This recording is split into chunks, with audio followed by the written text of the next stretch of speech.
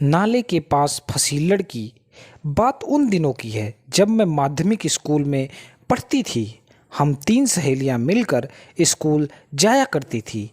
School हमारे गांव से 2 किलोमीटर की दूरी पर था। रास्ते में 2 नाले और एक नदी पड़ती थी और जंगल भी पार करना पड़ता था। एक दिन हम करीब 5 बजे घर की तरफ लौट रहे थे। किसी बात से मेरी सहेली से मेरी बहस हो गई। वह नाराज होकर तेज कदमों से चलकर आगे निकल गई। वैसे उस सहेली का गुस्सा नाक पर होता था, हमेशा नाक पर गुस्सा सवार होता था, इसलिए वह हमेशा नाराज होया भी करती थी। हमारी बहस हो जाया करती थी। आगे एक बड़ा नाला था। नाले तक पहुंचकर हमने देखा कि मेरी सहेली कहीं नहीं दिखाई दे रही है। हम दोनों को बड़ा आश्चर्य हुआ कि इतनी जल्दी कहाँ चली गई। उसके पैर में पहिए तो नहीं लगी थी कि जल्दी घर पहुंच जाएगी, या फिर पंख तो नहीं लगे थे कि उड़कर चली गई। इधर उधर हम ताकते रहे, देखते रहे, मगर वह कहीं नहीं दिखाई दी। तो हम दोनों को घबराहट हुई।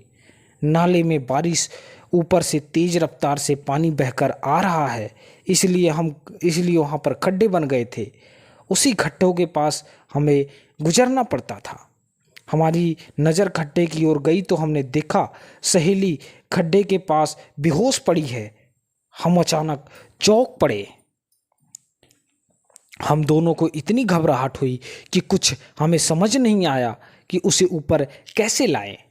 उसे किस तरह ऊपर लाएंगे यह सोच ही रहे थे कि इतने में स्कूल के कुछ लड़के आते दिखाई दिए। लड़कों ने हमारे पास में आकर हमसे पूछा, क्या हुआ, तुम लोग यहाँ क्यों रुक गई, तुम्हारे चेहरे पर घबराहट कैसा।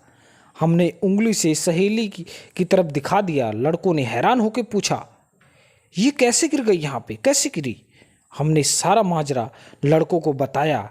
हम किसी को समझ में नहीं आ रहा था उस समय आखिर वह कैसे गिर गई, कैसे बेहोश हुई। तब हमें अचानक वह बात याद आ गई जो लोग उस समय बताया करते थे।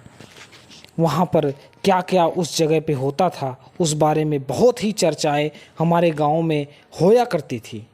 तो हमें इसके बारे में कुछ भी जानकारी नहीं थी। नाले के पास एक बट वृक्ष था। लोग कहते कि उस बट वृक्ष के पास बहुत लोगों ने भूत देखा है।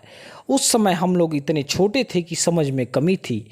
हम लोगों ने मान लिया था कि जरूर भूत ने मेरी सहेली को पकड़ लिया होगा, जकड़ लिया होगा और गिरा दिया होगा। अब हम लोगों की हालत और ख़राब हो गई थी। डर के मारे हमारा चेहरा सफ़ेद पड़ गया।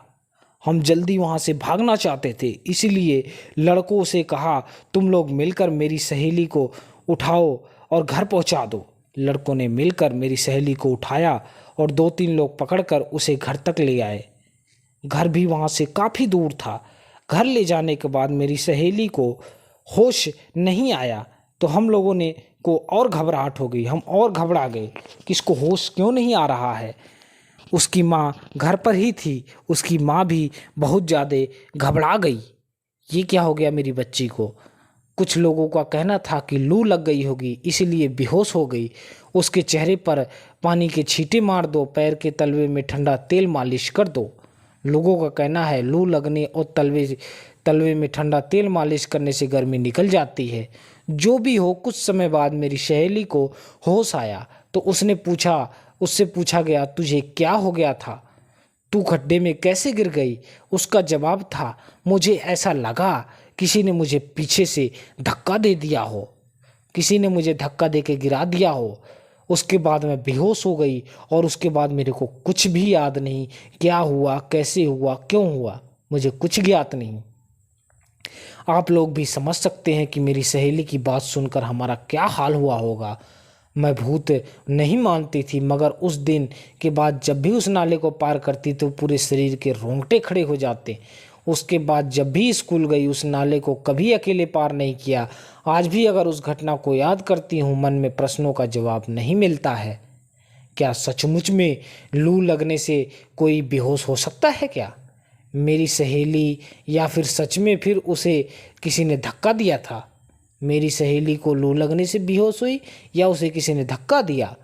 तो धक्का दिया तो किसने धक्का दिया, आखिर क्यों किसी ने उसको धक्का दिया होगा। क्या सचमुच में भूत होता है। प्रश्न प्रश्न बनकर रह गए और इसका उत्तर हमें कभी ना मिला। आपके साथ भी कभी ऐसा हो सकता है, लेकिन ऐसे ही संशय बना रहता है।